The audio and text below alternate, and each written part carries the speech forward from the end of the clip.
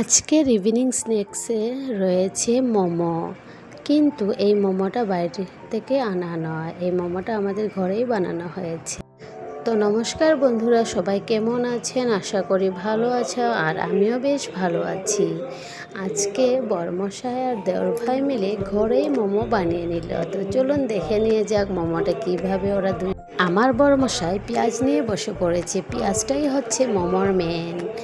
পেঁয়াজ কাটা হয়ে গেছে, তারপর দেখো চিকেনগুলো ভালো করে ধুয়ে মিক্সার গ্রাইন্ডারে ভালো করে পেস্ট করে নিয়েছি।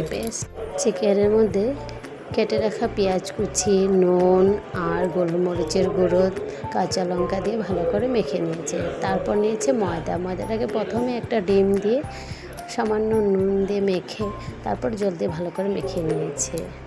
আমাদের ঘরে ইভিনিং স্ন্যাক্স হিসাবে অনেক কিছুই বানানো হয়, যেগুলো আমরা ঘরেই করে নেই। আমার দেওর ভাইও ফাস্টফুডে খুবই ভালো বানাতে পারে। আমরা বাইরের থেকে কমই আনা হয় এসব জিনিস, ঘরেই তৈরি করা নেই।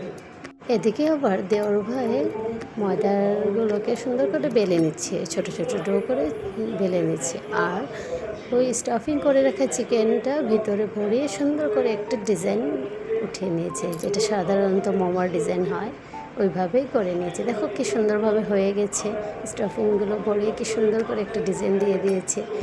ভালো লাগছে না দেখতে? কেউ বলতেই পারবো না এটা ঘরের তৈরি করা, সবাই বাইরেরই মনে করবে। খেতেও একদম দুর্দান্ত হয়েছিল, কি বলবো।